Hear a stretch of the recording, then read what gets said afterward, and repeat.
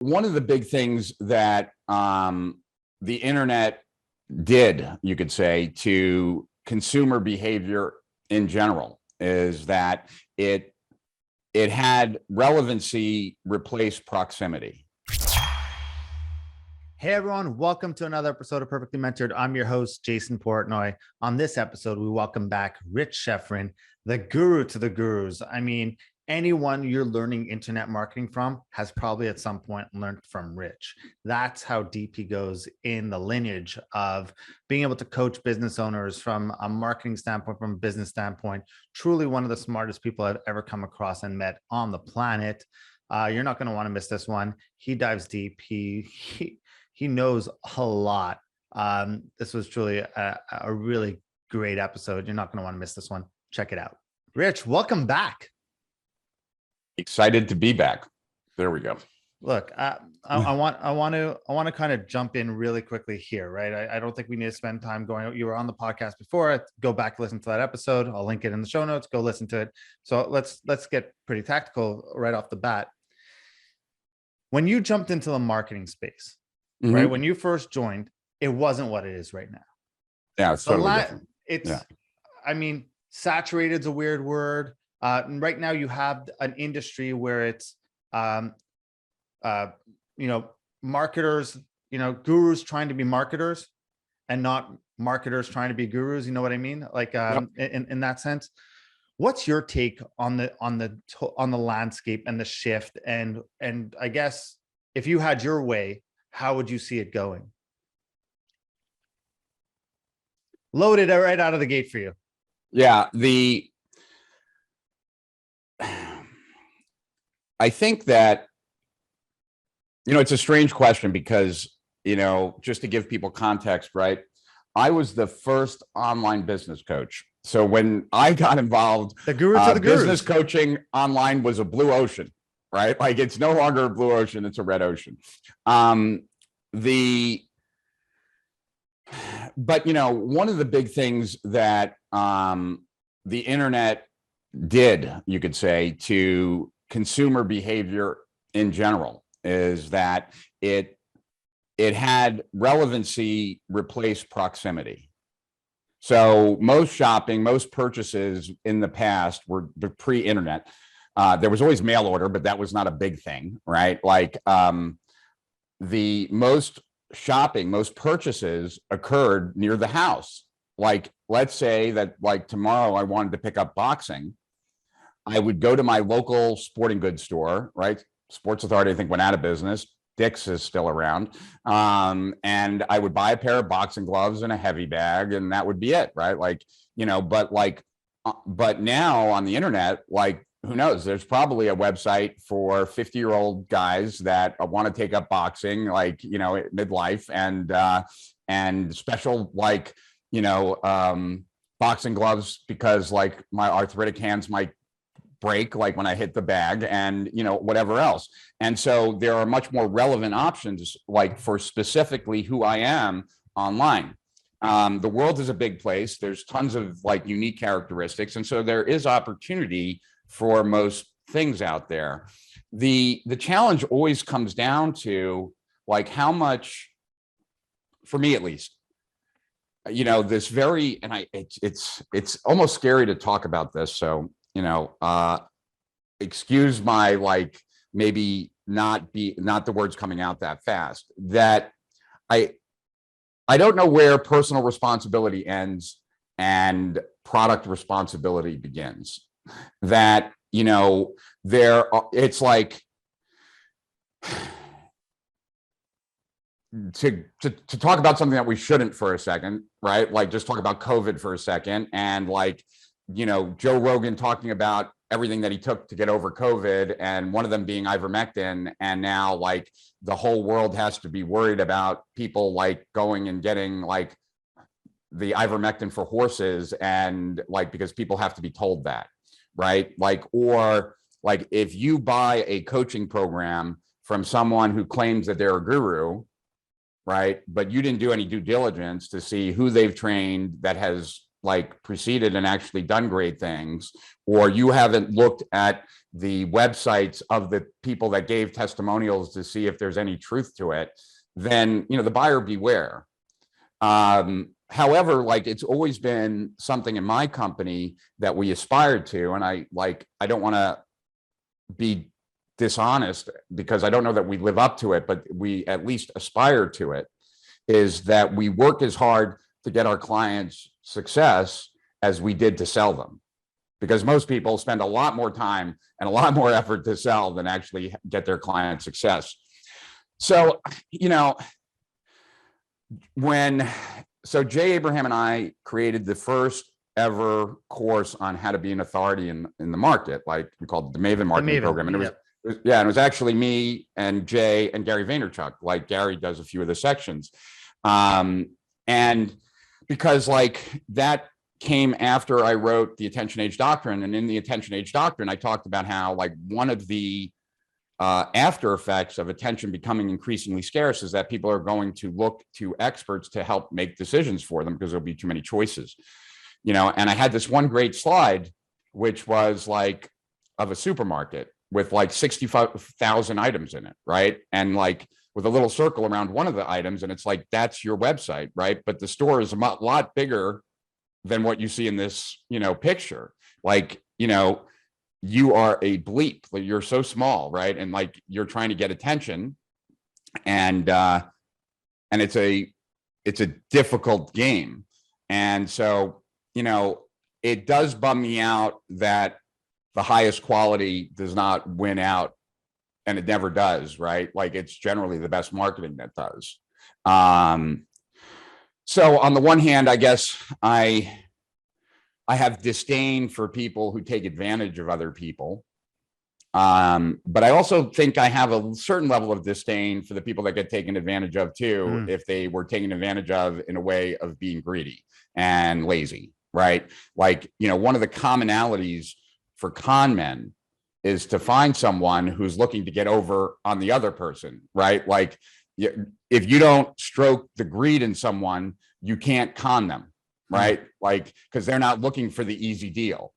And so, you know, I think it was, I once heard Brian Tracy, like on some audio tape decades ago, talk about how the desire for something for nothing is a bug in the human operating system, right? Like to try and get through life, like on like to try and get through the revolving door of life on someone else's push, right, is a weakness.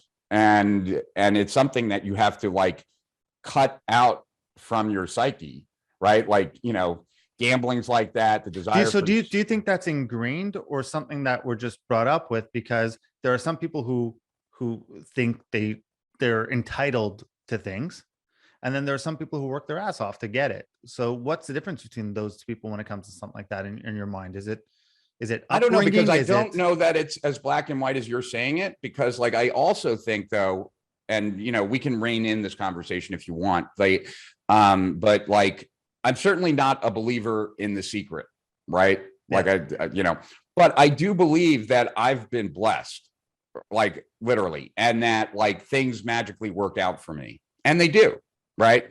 Compared to my girlfriend, who like things generally don't work out, right?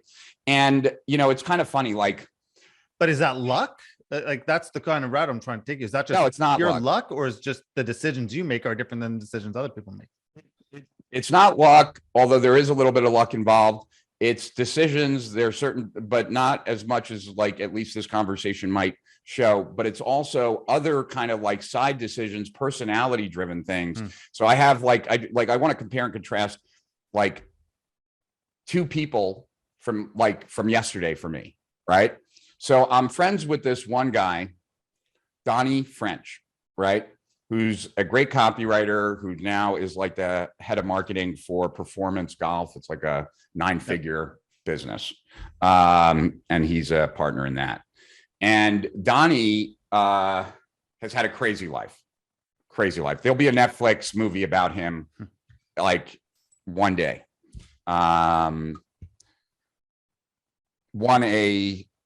short of it won a scholarship to play golf at University of Florida, then got into male modeling, flew all around the world being a male model, ended up in Hong Kong. Someone took him under his wing who was on the Hong Kong Stock Exchange and IPOs, made like 20 or $30 million like in Hong Kong, then moved to Italy, got the daughter of the head of the Senate pregnant, became a film star, was in like the #1 movie in Italy. And he was like, he's recognized on the street in Italy. Then he never married that girl, like had a kid with her, moved to the States, started a hedge fund. Hedge fund went south. He tried to cover for it and he got arrested. And he spent 10 years in federal prison. And then he got out, and in prison, he taught Kevin Trudeau Italian, and Kevin Trudeau taught him copywriting. They would play tennis every day at Club Fed. And, Donnie's like in his early 30s and spent 10 years in federal prison. And so he's an eternal optimist. He's enthusiastic about everything. Everything's wonderful for him, right?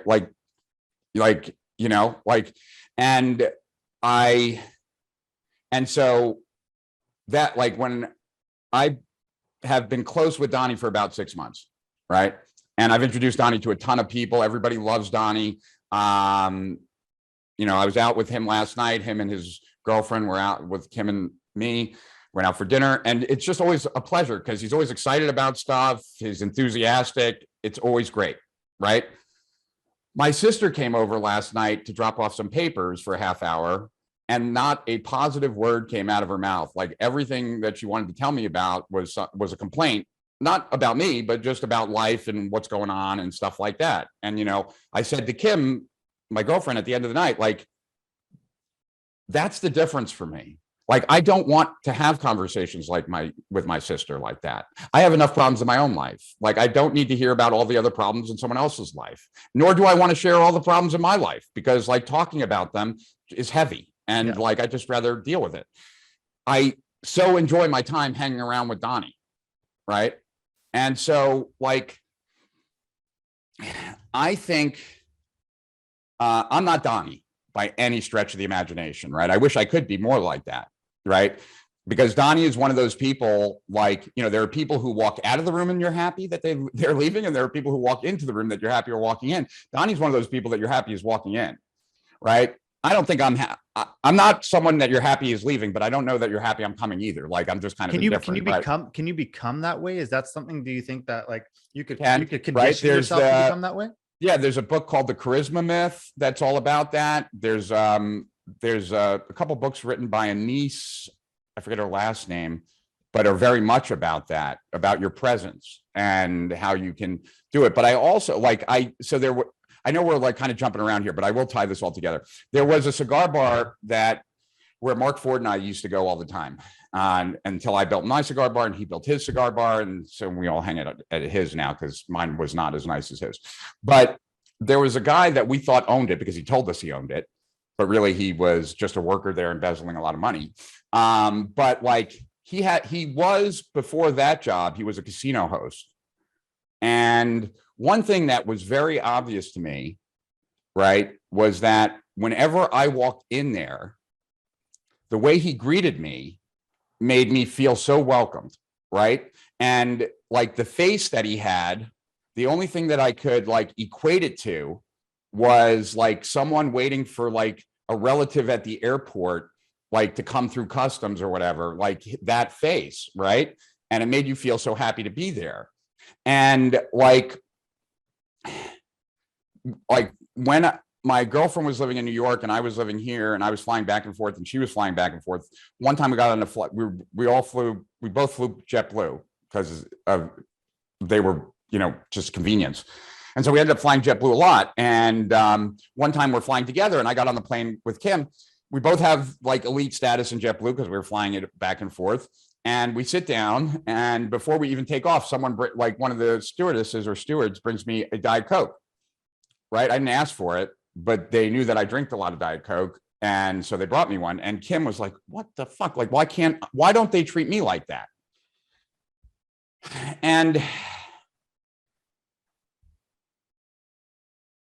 they don't treat her like that because she doesn't walk around in a mood that tries to make an impact on other people. And I don't know that I do either, but I do, when I'm conscious of it, I at least try to make eye contact, to be appreciative, to stand out in some way, shape, or form.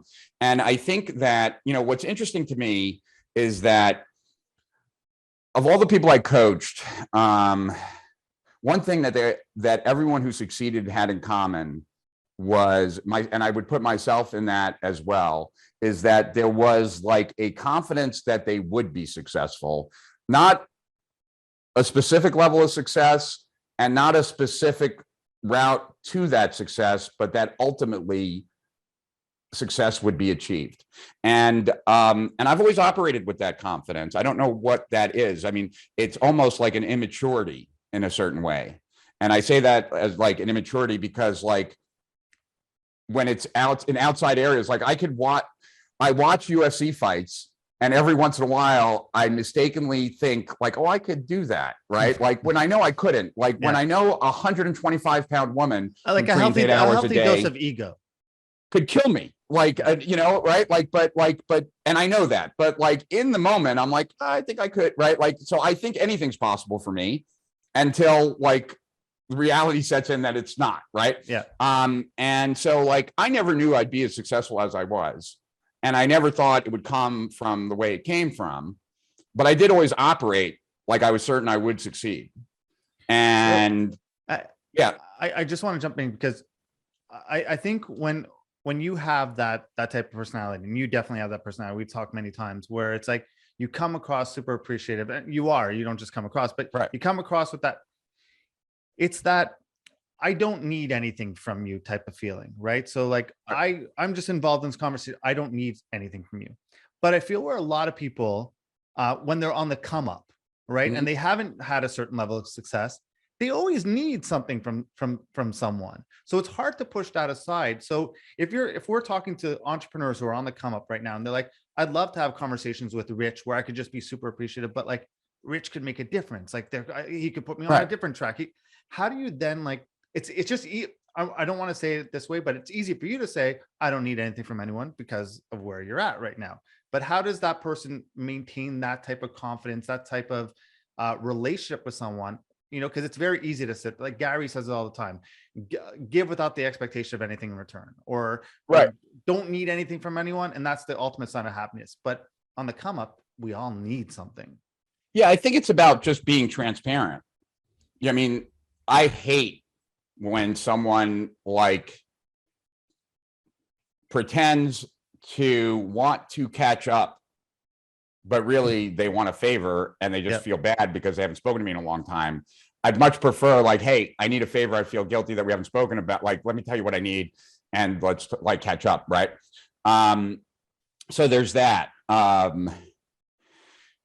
Yeah, I try and put all my cards on the table right up front. And I would be dishonest if I said I don't need things from people. I just find that in general, I'm always willing to do things for others, and I'm hesitant to ask for other things. But when I do, generally people are very receptive.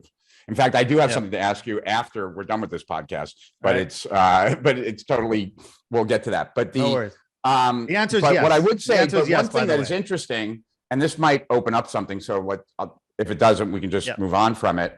But so we're launching this other channel, right? So we have Steal Our Winners, which is all about marketing stuff. And we're launching this other channel in biohacking called Apex Human. And we had a conversation about it last night. Like Kim was asking me about it, and Donnie's girlfriend, Caitlin. And they were asking me how it's going. And I was saying like, it's going well, but I'm doing a lot of short little videos for it right now. And they were like, why are you doing that? And I was telling them part of the reason is so that we can create all these pieces of content. But the other part is that I need to do a bunch more videos because I have to get comfortable in the positioning that I have in this. And they're like, what are you talking about? And I said, well, I am so used to being an authority. Like, when it comes to marketing and marketing online, like I feel like I'm in the top 1% as far as like knowledgeable about it, right? Like, so there's really not much that I don't feel comfortable talking about, right? Because I've seen it, been involved in it, everything. When it comes to biohacking, that's not who I am, right? Like I am not a doctor. I'm not a scientist. You know, I know more than, I know more than the average person, but I'm not an expert, right? So who am I in the videos that I'm creating, right? Because it's not the same, like, it's not coming from the same place as when I'm talking about marketing, right? Yeah. Like, you know, and it's like, so I just got turned on to this type of breathing called resonance frequency breathing. And resonance frequency breathing is all about, it's really cool that everyone has a preferred breathing rate that is perfect for them. And when you breathe at that rate, there's a coherence between your heart rate, your blood pressure, your HRV, and a few other things. And your HRV spikes. And the way they test it is they have you breathe at different rates and see what happens, right? And then you get your rate. And that's also called HRV biofeedback, is also resonance frequency breathing, because you can boost your HRV. And so that was going to be the topic for a 10-minute video. And so because my doctor turned me on to it, I started doing it. My HRV is rising. I love it, right? And so like I doing this video the next day. And so now I read a little bit on it so that I could do it, but now I want to talk about it. So now I'm doing more research in my Evernote, right? And all of a sudden, like I find that there's a book on it, like using HRV, like and there's all these other resources. And now I'm panicked because like, I don't know any of these things and I need to talk about it tomorrow. And there's no way, unless I stay up all night, like going through all this stuff, that I'm going to know it. But that's only because if I'm trying to be the same thing that in biohacking that I am in marketing, and that's going to take a decade. Like I can't, right? So like, I have to recognize that like who I am for my audience when it comes to biohacking is just a fellow explorer, maybe a few steps ahead, not the authority who's been in the game for decades, who can just tell you how it is. So that's right? interesting. How does the content in your mind switch when you're just the one person who's maybe a little bit ahead, but we're going through this together, and I'm just going to bring you up to speed of where I'm at, and I'm going to kind of just teach where I'm at, but we're going to learn this together, versus I'm the guy in this field. In your mind, how do you prepare and how do you create content that beats the people that you're looking for? Well, it's more about recognizing that, like, one, it's recognizing who am I in this conversation, right? Yep. And who I am is a fellow explorer who's trying to find the right answers, just like the person I'm talking to, right? But not an expert, right? Because like, you know, there are all these different technologies that I'm playing with, right? Whether it's PEMF or EWOT, exercise with oxygen therapy. And, you know, no one's an expert in all of these things. But like what trips people up a lot is content creation. A lot of times, like at least in the people, like, do I know enough? Like, you know, like what format, like all this kind of stuff.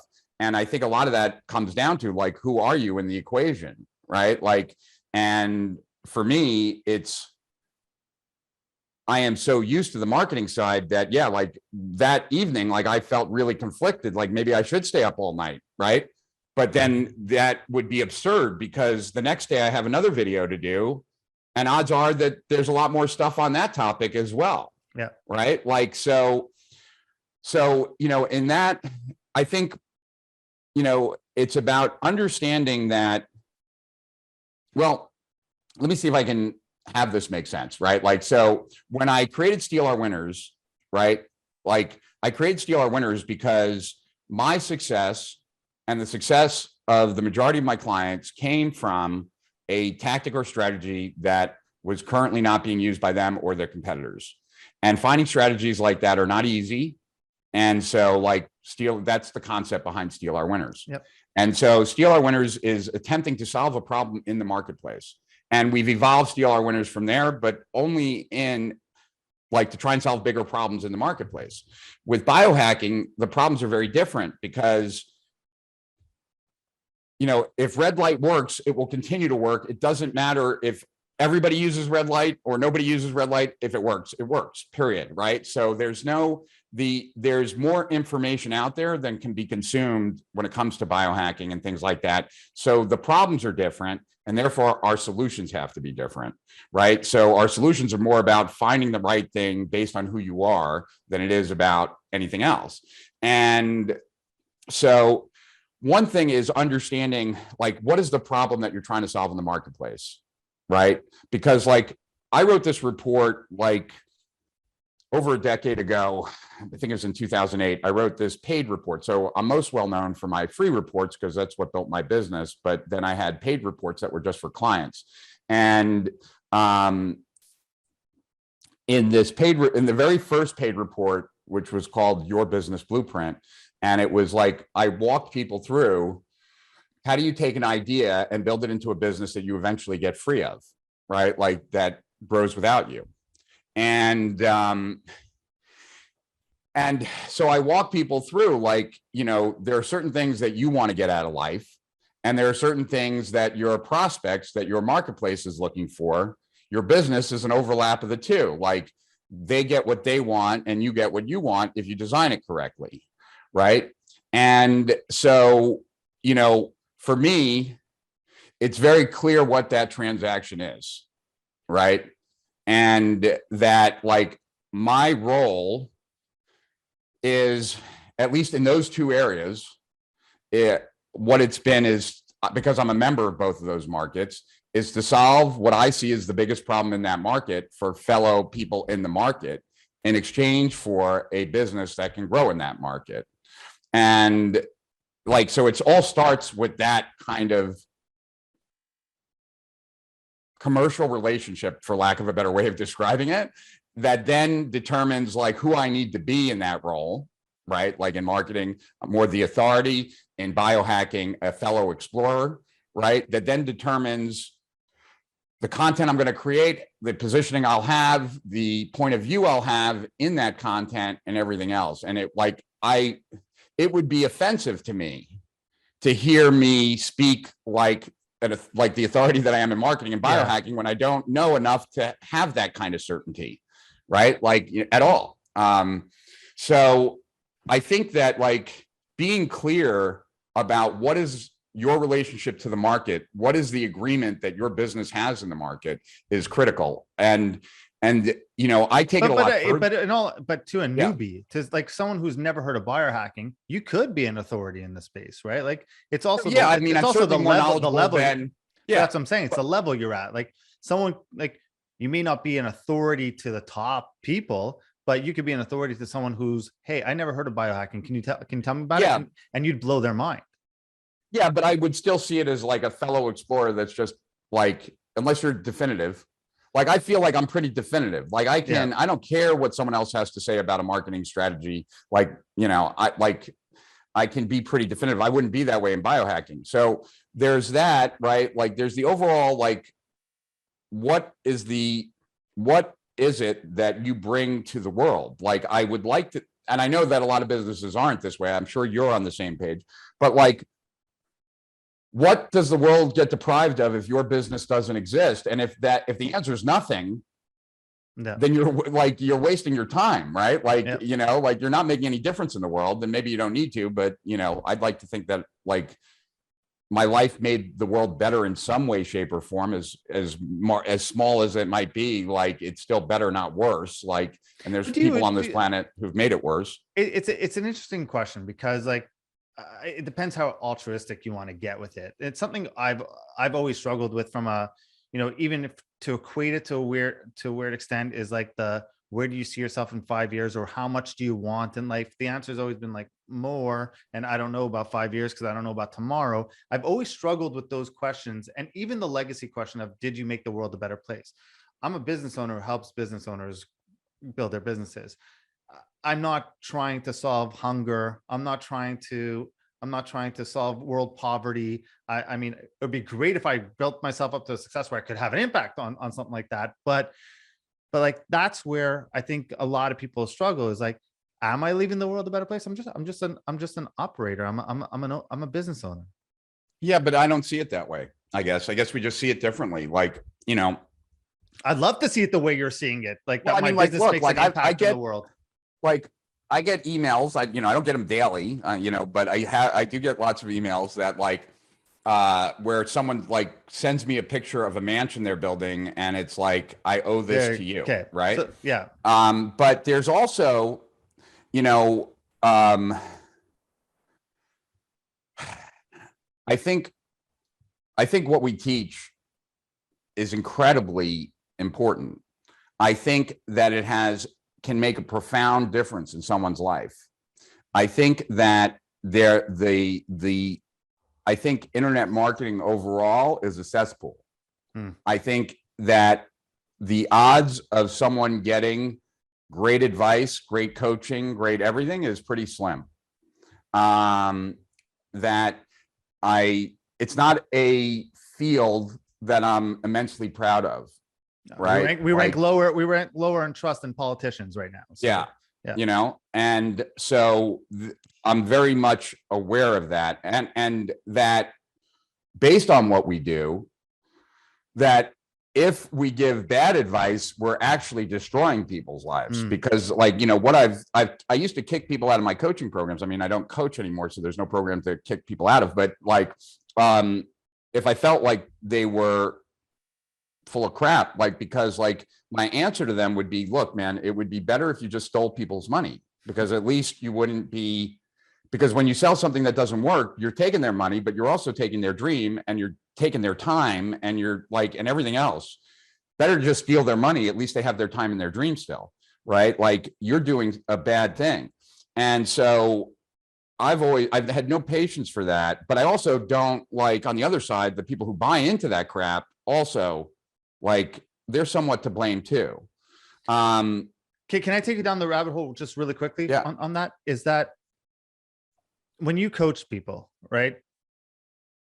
Yeah. How, I don't know about you, but like, even when with the agency, with the coaching program, it's hard not to take on other people's problems. That's one of the hardest things as a coach to do, is not take on their burdens as your burdens, because they're your coach. Like, you're trying to teach them how to get success. In your mind, where does your responsibility end? Because you could teach them all the right things, and if they don't do it, you're right. You can't your client's success isn't really up to you.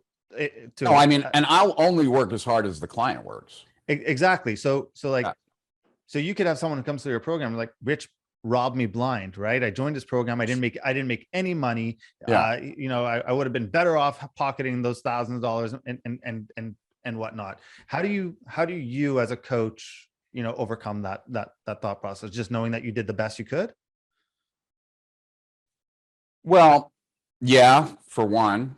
I'd also say though that, like, if you have a lot of people who say that, then you haven't programmed people correctly at the onset, True. Right?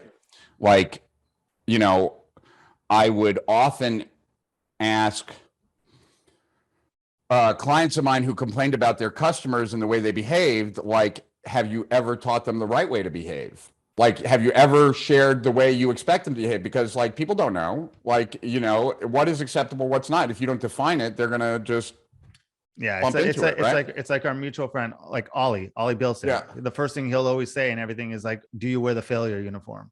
Right? Like, are you looking for ways to just blame everyone else? Because if so, you're not coachable, and this is not the right place for you. Yeah. And so there's definitely that. And I would also say though that so I'm not willing to work any harder than my client is, but if they're willing to work really hard, I'm willing to as well. And I would say though that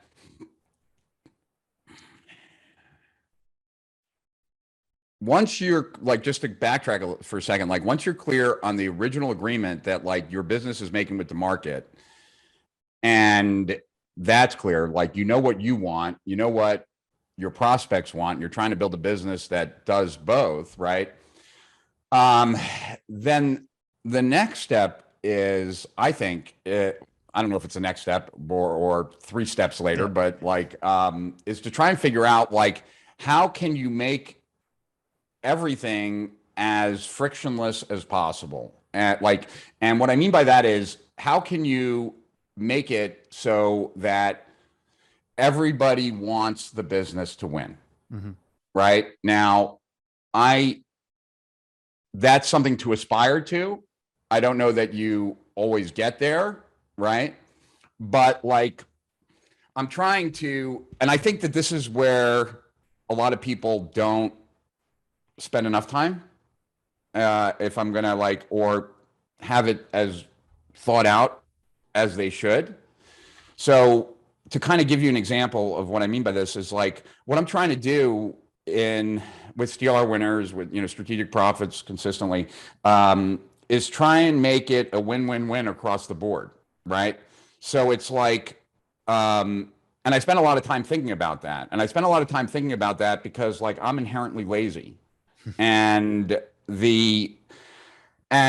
successful people who are lazy generally have figured stuff out because they're not doing all the work, right? And one of the ways to avoid doing all the work is that other people want to see you win because they're going to make money too, right? And so with us, right? Like when we launch this new platform, the commissions on the platform are for life, and it's 2 tiers. And we're asking affiliates just to give away a free credit. That's all they have to do is just give away a free credit. So like if an affiliate is giving something away for free, like they don't have to even try and sell, and then they're getting paid for life, that's not a bad deal for them. Yeah. Right. And then if those people refer anyone, they're getting paid on that too, like for life. So like, and I had the same impact with my reports. Like when I did my free reports, like all affiliates had to do was just get those free reports in people's hands, and I would take it from there, right? Because I wanted my affiliates to be like, this is a great report. All I have to do is give it away for free. And if anybody buys, then I'm going to get compensated. Fantastic, right? Like, so I'm trying to make it a win for them, right? With the contributors, like one of the first things I always tell contributors is like, if you have a product, we want to promote it because I'm vetting you for my product.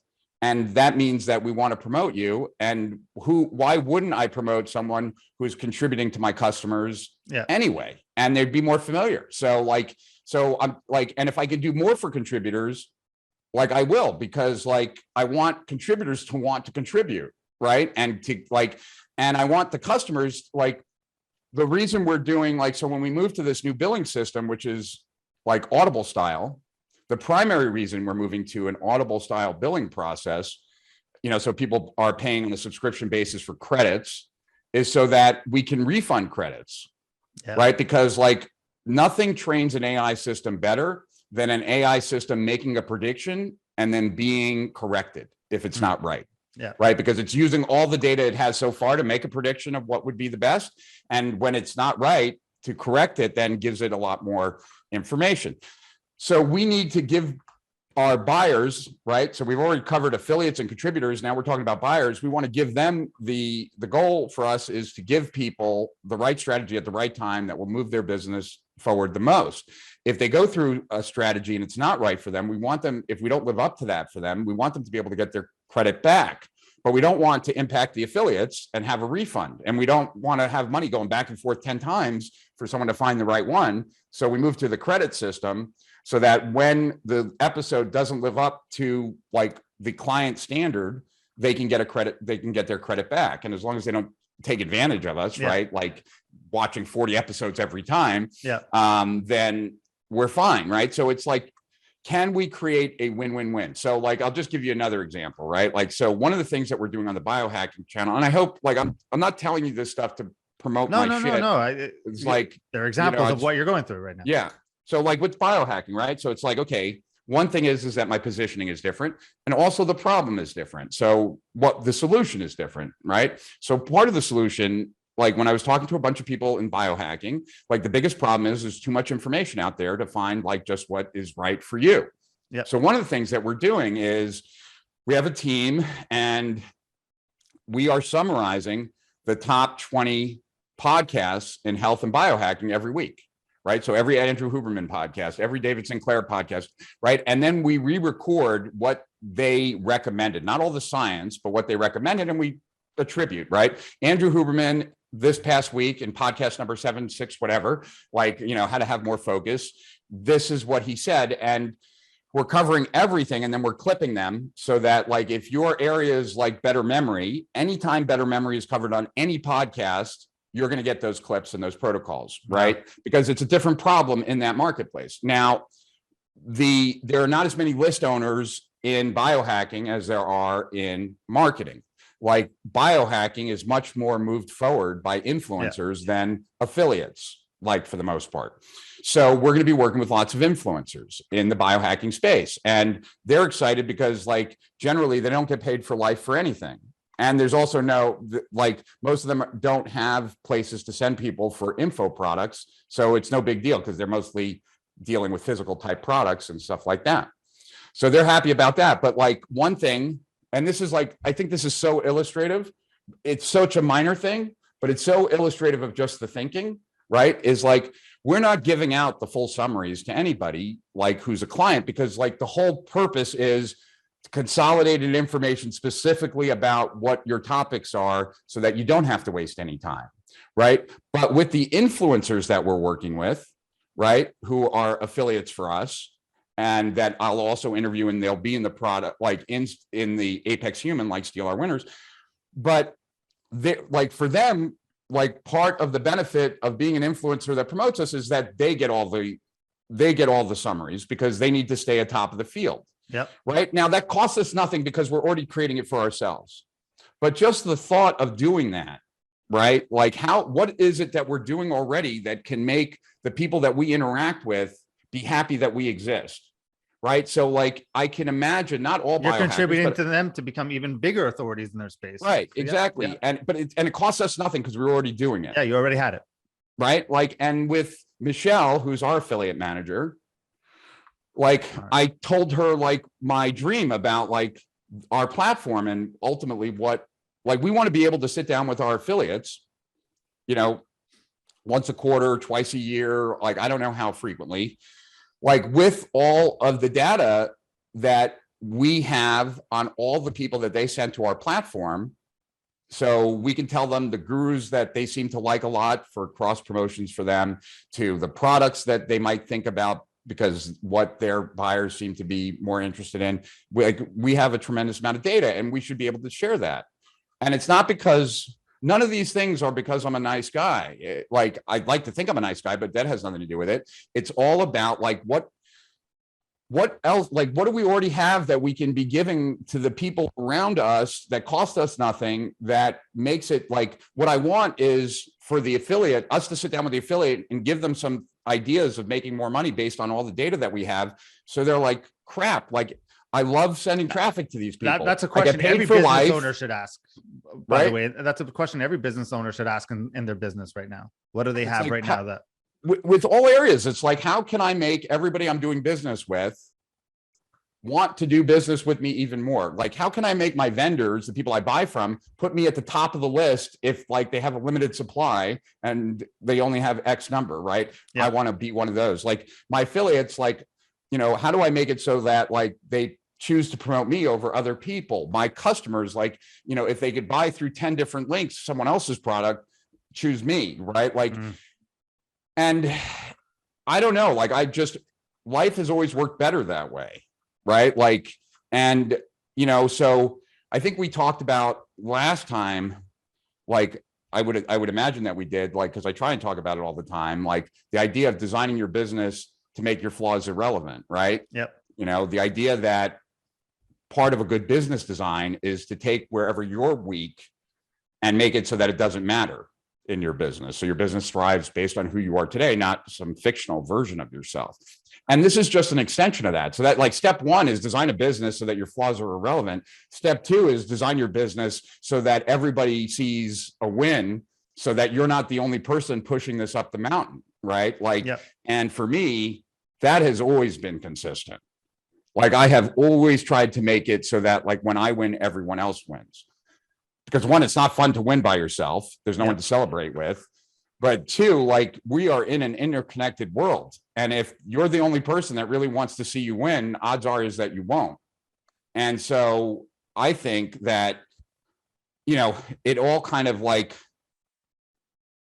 comes together. And obviously, and maybe it's not obvious, but like, you can't build the company ethos that way if you're doing bad shit. Like, you can't, if if you screw over customers and your employees know that, then what prevents your employees screwing you over? Like, Exactly. right? Like, Yeah. so, we have to walk the talk, so to speak, I guess. And so if you're like a fake guru, anyone you hire who's seeing these smoke and mirrors, like, long term, you can't win that way. Short term, you can win that way.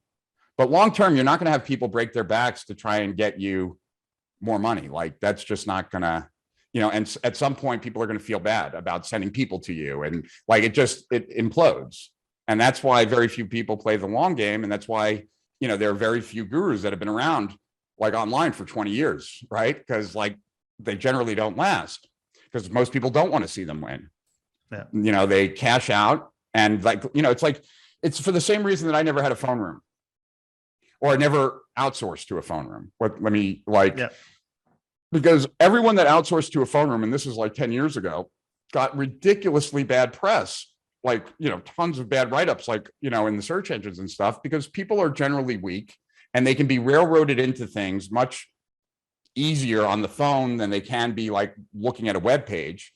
And they will hold you to account later on. Like, there will be buyer's remorse, like if the person doesn't get the outcome, much more so than if they made the decision on their own. Right. And so like, I've just purposely tried to always kind of avoid those things because then you start getting people who are wishing for your demise, not your success. Yeah. Right. And I've had friends who've had to deal with that, and that's not fun. But take back control of this podcast because I feel I've taken it in too many tangents. But what's crazy is you went off on so many different interesting tangents, but then you tied it all back to the original question, which that's the ADD mind. That's incredible. I went down the web with you, and then we ended up back to exactly where I wanted to be. So I think you should navigate this podcast because you're doing a great job at it. I just have one final question. To kind of wrap it up. If you've been around, you've seen a lot of different marketing tactics. Yeah. I think one of the things you're seeing right now are a lot of brands in the last few years who have been really, really spoiled with Facebook ads and whatnot, just being able to put $1 in, get $5 back at the time. And now, they're crying now with iOS changes and all that, and things got harder. The platforms are changing. So I guess it's a two-part question. One is, what's your message to the business owners listening to this right now and being like, stop whining? Or is it just, whine, legit reason to whine? And then number two is, if you had to give advice to a business that's building their business right now and they could not use these platforms, what would be like the top 3 ways you would tell them go out and you could still build a business, without those things? Well, the first thing I would say is that like about the people that are complaining, it's not as easy as it once was on Facebook. That's for sure. Right. Like, but what I would say is one that, so a couple things. One, that Google still has all the data that they had before, and they have more than Facebook, and they've always had more than Facebook. But that's going away too, right? We're moving towards a cookieless web regardless. No, it's not going away. No, that's not going away. Like, I mean, the kind of targeting you can do on YouTube is insane. Yeah. Right. Like, not only what someone's doing on YouTube, but what they do, period. Right. Like, I mean, you could target people, like I could target people that go to specific websites, right? Like that's, so I think that, like you shouldn't be banging your head up against the wall to try and make Facebook work when there's always a platform that is easiest. And it was Facebook at one point. It's not anymore. It's YouTube. And so your money should be on YouTube. And look, I have no love for Google and I have no love for Facebook. So it's not like it pains me to say that. Agnostic. Yeah. Well, I dislike them, but I'm not even agnostic, but like, that's the first thing I would say. I would also say though, that there are plenty of people who are crushing it on Facebook, right? Like there were two tactics specific, so I did a Steal Our Winners like relatively recently with Jordan Menard, where he talks about these 3 magic numbers. That is the % that stop the scroll, the % that engage in the ad in any way, and the % that click through. Yeah, thumbs up. And Yeah. And that, like, people have told me is getting them great results, like when you can get the numbers right. Yeah. And one of the things that makes the numbers right, like at least for Donnie, he was telling me yesterday, like with performance golf, because they're crushing it, is a different Steal Our Winner that I thought was like game changing. I don't know that most people else did. I try and get people to see it, but I don't know if I'm effective in it. And that one came from Walter Birch, Tease versus Taste, because when he explained that to me, like, to me, what that was all about and what that's about is that, like, he's a big lead gen person. He needed to figure out lead gen on YouTube. And, you know, in YouTube, you can target like the right person always, but the right person, it might not be the right time. And most ads are complete interruption on YouTube because they click the thumbnail to go somewhere and now you pop up. And so the idea is what gets someone in the mood, the right person in the mood. And a tease is not as effective as a taste, right? And, you know, in other words, like in this video, I'm going to share 3 ways to boost your conversion. That's a tease, right? As opposed to the first way to boost conversion is this. I have another 2, like, and, you know, I'm going to tell you about blah, blah, blah. My name is Richard, right? And so start with the taste and so Donnie's been playing around a lot with that, and it's made a huge difference, like cut to meat right away and then back off. And I think, like, the reason I was blown away by that was that, like, and I said it in that Steal Our Winners, and when I present on it, I talk about it. Like, I don't see this as just a YouTube strategy. I see this. I was just going to say as, that's a copy strategy. That's a Facebook strategy. That's an everything strategy. It's the ante to now get someone's attention. Like, you used to be able to make a promise to get people's attention. A promise is not good enough anymore because people's attention is too scarce. I mean, last night in conversation with my friends, I was like saying, like, up until like 8 months ago, I answered every single text I got before I went to bed. Yeah. Always. It was the one channel that, like, I was like, I had like nothing, no other channel do I manage. Like, you know, it's a shit show in my email box and everywhere else. But even now with text, like, I get too many, and I'm not positive at the end of the day that I got back to everybody.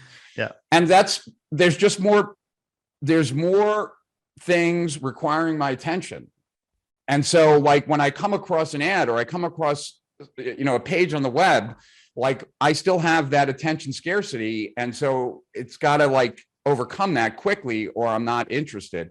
And so that is also, like, if you're not aware of what works, you're always going to be struggling. And so, like, those things are just very real, right? So that's the first thing. Now you give up all the platforms. Yeah. How do you? So I wrote in the attention. So, you know, the first 3 reports I wrote were the manifesto series, the first one, the missing chapter, the final chapter. Then I wrote these 2 about attention. And the first one was just like, the attention age doctrine 1 was like, hey, this is a problem. And I didn't really go too much into solutions, some theories, but not solutions. And so in the attention age doctrine 2 was much more about the solutions because I had a much better idea now of the problem and the challenges and stuff like that. And there was a section of the attention age doctrine 2, and there was even a, like, whatever, like a call out, you know, on this, because one of the things I said, one of the implications of attention of Web 2, because social media was really the move from Web 1 to Web 2. So Web 1 was complete broadcast. People couldn't communicate back. Web 2 now being this more interactive and the rise of social media and everything. And so one of the implications of social media was that prospects now were publishers. Right? They could create a YouTube, you know, video. They could post to Facebook. They could tweet. They could, you know, now they can post pictures on Instagram, et cetera. So one of the call outs was that prospects are no longer just targets. They're your single best marketing channel. And one of the reasons that my reports went viral, right, was that prospects were sharing it with other prospects, because, like, I didn't have 1 million customers. Right. Like, so it wasn't customer word of mouth. It was prospect word of mouth. And that's a function of counterintuitive value, right? Like telling people something they haven't heard before that makes sense to them, because then they want to share it with their friends, right? Like, people like the secret to getting pass along, right, is to recognize, there is no secret, is to recognize that like people don't pass around your stuff because they like you. It has nothing to really do with you. Like they pass along your stuff because they love their friends and what you gave them is valuable enough to share. Like that's, or so that they look good passing on that information too. Yeah, exactly. And so, you know, I think like, so I'll tell you this parallel kind of story in my mind, but it might not be. And let me kind of see if I can actually, is this podcast also video? Yep. Okay. So then it's worth me seeing if I can do this really quick. So we're launching this new platform, right? And the new platform is pretty much up and running now. And, but there was, and my team did most of it. Like I was kind of not involved in it. And I was very impressed with what they came up with. But there's always a but. But the part that I was not impressed by was the intake. Like, so let me step back here for a second. So so when it comes to our platform and Steal Our Winners, and what me as a business owner and a marketer, right? What I want to do is I want to have an insanely great offer to get people to come to the website so that it's easy to get people to come to the website. And then I want an insanely great offer that turns visitors into customers, right? So those two things are very necessary for any business, right? Like online. So I feel like, so the way that we're launching, right, the platform and Steal Our Winners on it is with a free credit. I think like that's powerful, right?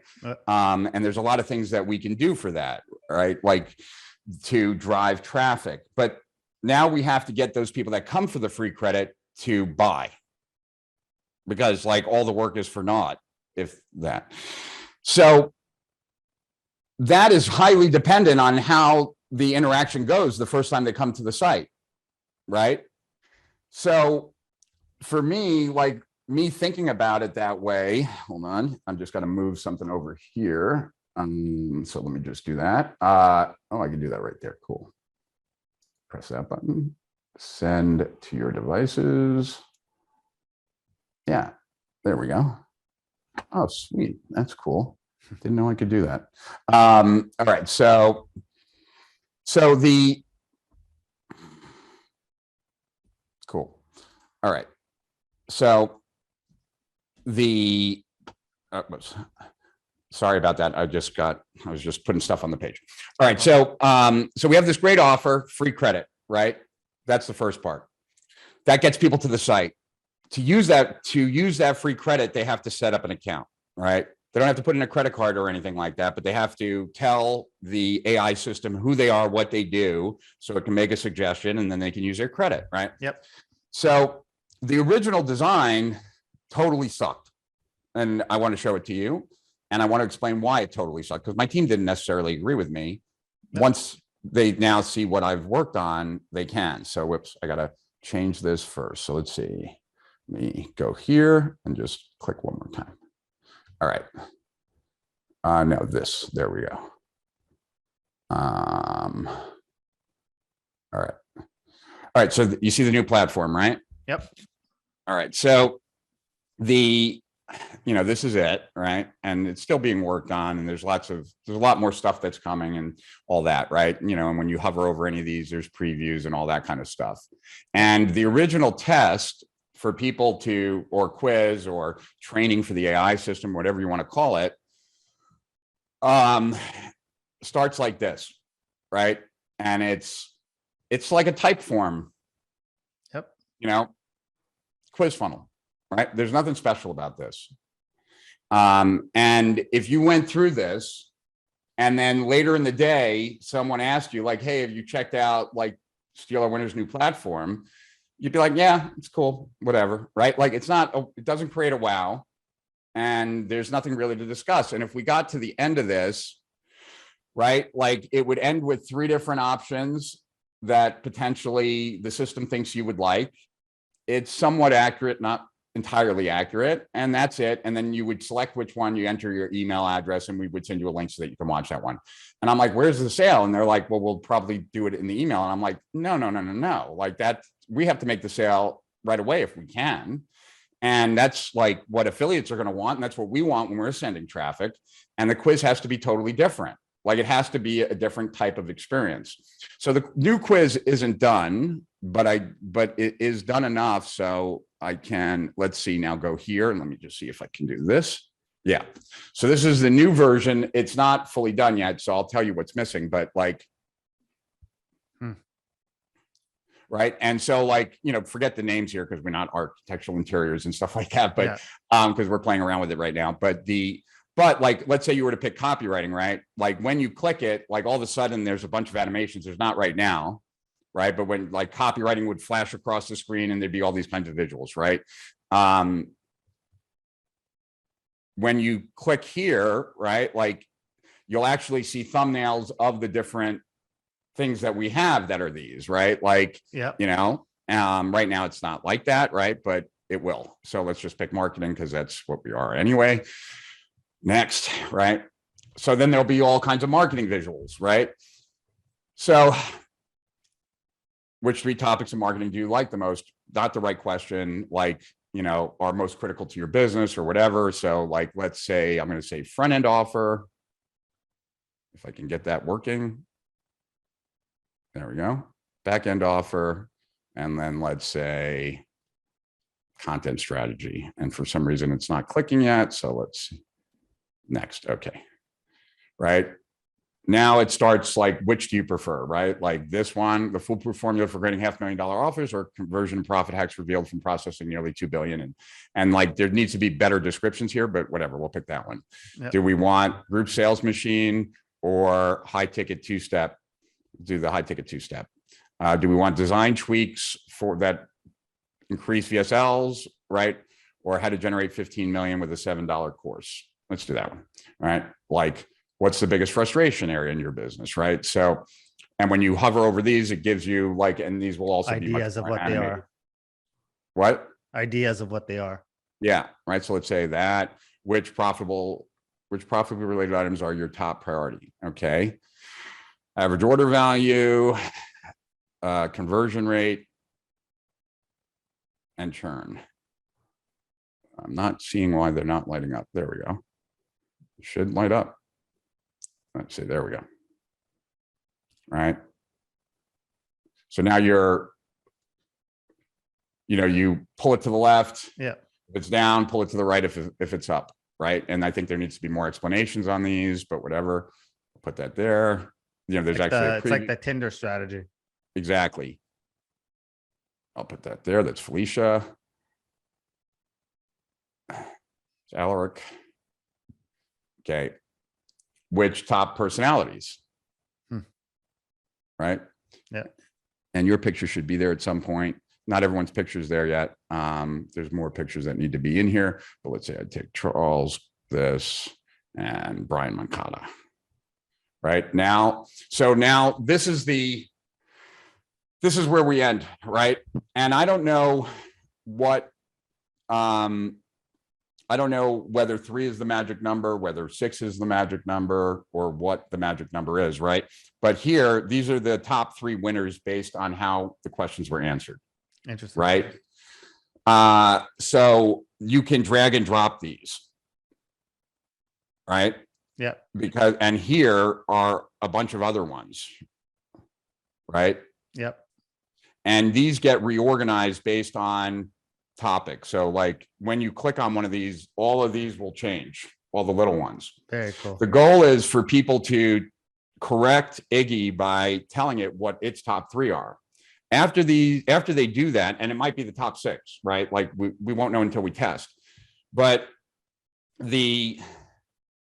when those are covered, right, then I'm going to make them an offer. Keep your free credit. I'll give you these 3 episodes, all of that for free if you subscribe today, right? And if it's not 3 and 6 is the magic number to get people to subscribe today, then it will be 6, right? We'll test it. Yep. But the goal is to make a seamless process that has very little friction, right? And also gives people an experience that is something that it's like Netflix. It's like Netflix meets Audible here. Yeah, well, but it's for a specific purpose, right? And so the point in telling you, sharing that is to then get back to your question, right? I'm obviously going to be, I can't even get outside my own bias. So I apologize for that, right? Like I wouldn't have created Steal Our Winners if I didn't believe this. So like, just take that into account that I'm biased. You cannot, as an entrepreneur starting an online business, you cannot succeed unless you have some sort of advantage, period. End of, like, there is no ands, ifs, or buts to that statement. Now, an advantage can come from numerous ways, right? You could come online and already have a lot of publicity, and that would help you, right? You could, you have a skill set that no one else has, right? But there has to be an advantage. There has to be some reason why your business is going to succeed against countless others. And if there isn't a reason, then there is, like, what I like to, like, one of the things that I try and get into. It's funny because I literally just put a post about this, that I play unfair. And by unfair is I literally just put a post out about this. That's a Gary post where I was like, I play unfair. And you should all look to play unfair too. And my unfairness is I have those connections that I could reach out to, that I could have put on the podcast, where I could get answers to my questions. Yeah. I have good mentors. I've had all that. I built. That's my unfairness. That's my advantage. Yeah. Well, I mean, business is like, this was in my webinar when I pitched my coaching program. Like, business is the biggest game that you're ever going to play for money. Period. Right. It has more impact on the quality of your life than the house you buy, than anything else, except maybe the person you marry. Right. So business is a game that you're playing for money. Right. And it's the game that you're going to play for the most amount of money. And I used to talk about, I had this client, Giancarlo. Giancarlo was ranked in the top 200 tennis players in the world. Right. He's doing an online business, not related to tennis, but one of the best tennis players in the world. Not anyone, a name that people would know because he's number 200, but still 10 times better than me. I played tennis growing up. I grew up with a tennis racket in my hand. We had a tennis court in my backyard. My parents cut a wood racket down when I was 5 years old when I played. So I'm a good tennis player, but I would not play Giancarlo tennis for money. Right. And now we're talking about the game that I'm going to play for the most amount of money, right? And if I wouldn't play Giancarlo tennis for money, why the hell would I set up a business where it's the biggest money investment, at the end of the day, where I don't have an advantage, where I'm not going to win? That makes no sense. I'm a really good poker player. I would play Giancarlo poker for money because I have an advantage. Yeah. So you need an advantage in business or you're not going to win. But you only need one. That's the important thing to realize.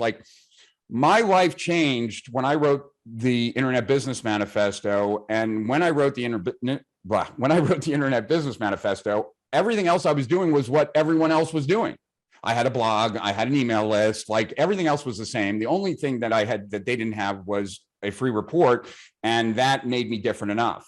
When I brought the VSL to Agora, Agora was doing everything that every other financial publisher was doing. The one thing that they were doing differently at that moment in time was a VSL, and it took them from 200 million to 1.2 billion, right? And same with automated webinars, same with live streaming, same with all these things. Now, I focus, because I'm a marketer, I focus on marketing advantages. That's not the only place an advantage could come from. You could have a product that is so far ahead of your competitors that's the advantage. You could have one of the world's greatest unknown copywriters soon to be discovered, and that could be your advantage. So I don't want to pretend that only the areas that I go in are the places where advantages are, although that's one of the easier places, like a marketing tactic or strategy being different. Yep. So I think that what put me on the map was writing this free report, which at that moment in time was different than what everyone else was doing, right? Today, if you were to write a free report, I don't think it gets you anywhere close to where it got me. And if I wrote it, it wouldn't get me anywhere close to where it got me. But at that moment in time, it did. And I did it by creating something that was high value, that gave away for free, that addressed certain problems that people had in the market. And when they read it, they felt like it gave them more insight that they wanted to share with other people that were struggling with the same problem, right? And so I think part of it is, and I'm just thinking this through, like part of it is understanding, like, if you have no advantage, right? Like you're coming into this new, you better nail the problem, right? Like, because if you nail the problem, you're very far along, right? Like I believe that the problem, like in biohacking, of too much information and how do you find like just what you need, is a real problem. And if we solve that problem, right, then anytime a biohacker who knows about us, who is using us, is talking to another biohacker, if they complain about that problem, which they're more than likely to complain because that's one of the problems in the market. Like my prospects and customers now have a solution that they know about that no one else does. And if they love their friend and my solution works, then they're going to tell them about it. Right. So it's twofold, right? You need an advantage. One, you need to solve a real problem, because if you solve a real problem, there is a reason to talk about you. Yep. Right. And then you have to do it in a way that is buzzworthy. And I think that's part of what I was showing you, that like, I'm very proud of the fact that I believe that this platform, with the free credit to get people to come, and then it's like a Columbia House music offer, like select like the top 9 and you get that free when you subscribe today, right? Is a powerful offer. And I'm proud of that, like, because I think that that's going to work, and it's going to work really well. But it also has to register an impression. Like, so when I was in retailing, right, like I made my store like no other store, right? And the reason I did that is like, look, you might not like my store, but you're going to remember that you came to a store that was mine, that like different than any other store you've ever been in. And that makes it easy to talk about, right? There's this weird store, right? Yep. Like, that's different. It's easier to remember. And I think like, if you don't, you have to give people a reason to talk about you. Yeah. And I agree. And most people don't. And so they don't stand out. And, I have ADD, and one of the traits of ADD, it's common, is that like, we want to do things differently for no other reason than to just do it differently. Yeah. Right. Like, like sometimes it's not logical. It's as stupid as like, there's a really easy way for me to get from here to the restaurant, but I want to go some weird way. I mean, not when I'm driving, but like, in certain things, it's like that.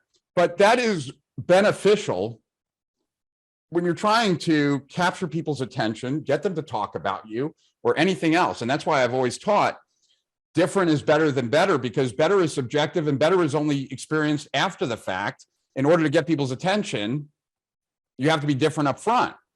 And so, what stands out is different. And so I would say that it's totally possible. But you would need to have some sort of advantage. And I would say that one of probably the easiest place to make that work would be in some kind of affiliate kind of situation. And I'm not saying like where your primary is being an affiliate. Yeah. No, but that, you're going to have to make it so, like, I'll tell you what we do in Agora, right? Just to kind of close this loop. In Agora, right? Because we do a lot of cross promotions, right? It's a big company. There's lots of different divisions and stuff like that. The division that is supplying the visitor, the prospect, gets 80% of the sale. That's how it works, right? Because Dave Abraham talks about that a lot, where it's like, if you could give 100% of the first revenue, and there's a lifetime value up there, then give the 100%, because then they're more committed. The salespeople are more committed to get you the sales. like, and on a front end offer for sure, right? I'm talking even back end offers. Oh wow, okay. Like, because like at the end of the day, like this division has this customer, right? Like they can sell their back end and get 100%, or they can send it to you and so they want 80%. Yep. You're getting a new customer. Yep. And you got it for free. Yep. You're only getting 20% of your back end. So I'm not saying that someone has to do that, but that's the worth at Agora, right? And that's not like, that's just to make it so that it's fair, that people will want to do cross promos, Yep. and that they will, right? So if someone is just starting out, but they're able to make their business a win-win-win for everybody, their customers, et cetera, then their customers have a reason to talk about them. Affiliates have a reason to send traffic to them, right? And now they have the seeds of something, right? And the more that they can think about value adds, the better that they'll be, right? It's like the next thing that we're working on for Steal Our Winners, and your job is never done, right? Or the job of the business is never done. Yep. Right? The next thing that we're doing with Steal Our Winners is we're developing a service side of the business. So I never want to be in the done for you business, because I think that most people have unreal expectations, right? And I certainly don't want to be creating something for someone who knows a lot less than me, that then is going to argue with me about what I know is right. So don't want to do that. But yep. But we do want to give people the opportunity to get their stuff done without them having to do it. Right. So what we're working on now that we'll roll out in 2 months from now is with Steal Our Winners, anytime there'll be a checkbox that you can just check a box that says, I'm interested in having a pro do this for me. And then we have a pro side of the business. And so we're trying to consistently do more for our customers, right?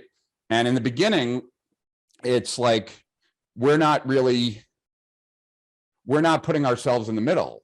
We're not trying, we're charging the people who have the service providers for access, but we're not trying to make money on the transaction, right? Long term, we might, right? If it evolves and it becomes a big thing, but it's more about how do we make the service better? And the better that we can make it, the more that our customers will tell other people, and the more the whole thing benefits. So, the rules of business don't change just because you're on the internet, right? People like to buy from places that they enjoy, that they get value from, that they feel take care of them. And so that's not going to change. And so I'd say that all of those things, they'll probably become more important when you're not leveraging the platforms, when you're not doing standard stuff. You're going to have to figure out how to make sure that the people you interact with want you to win, so that they're more willing to expand out, right? And that's really been my success, and then just being out there. And I know that it's easier for someone like me, right? Yeah. But I can't tell you how many of customers of mine have come from Jay Abraham, right? They first were exposed to me with something of Jay, and so, or people asked Mike Filsain who coached him, or Russell who coached him, and they mentioned me, and I'm someone like that. I've always asked the people who I learned from, who did you learn from? Because I want to kind of follow the lineage of knowledge. But so there's those kinds of things that just work on your behalf long term, right? And so I think that it's about, I don't know that I have any secret strategy for that kind of stuff, but I would say that you could certainly be successful without the platforms. I don't know why you would want to avoid all platforms, because even if you're not advertising, you can still leverage it, right? If you're not advertising, it's still free to post. Right. And I think that almost every business should have a YouTube channel. Yeah.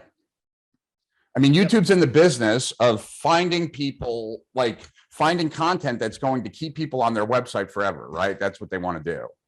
So that means that they are purposely looking to try and find people who want to watch your content. Yep. So they're doing, right, you're leveraging their algorithm. No, so I just meant it in the sense of to end the complaining, but I think we answered it. Rich, for the people who want to learn more, they want to reach out. How can they find you? And we'll link it in the show notes. So just feel free to plug it right now. Since we took the new platform, a lot of the stuff that was on the Strategic Profits site, which we've now changed to look like a Netflix-y type of site. Yep. Like my old blog and all that stuff is moved to richschefren.com.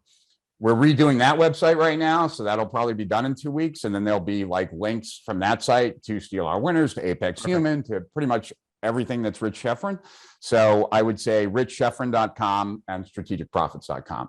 Strategic Profits is the name of my company. That is Steal Our Winners and Apex Human. And richschefren.com is just my personal site that also links out to all those things. So there you I love go. it. Rich, Cool. thank you. My pleasure. I hope this was valuable. It I know was. we bounced around a lot. It was for me. And Well, we'll see what the crowd listeners says. Exactly. Let me know. All right, we'll do. Hey, everyone, thank you so much for watching this video. If you want, check out our most recent video over here. And this one is the one YouTube thinks you'll like. But if you really enjoyed watching, please do me a favor, like and subscribe over here. Thank you so much.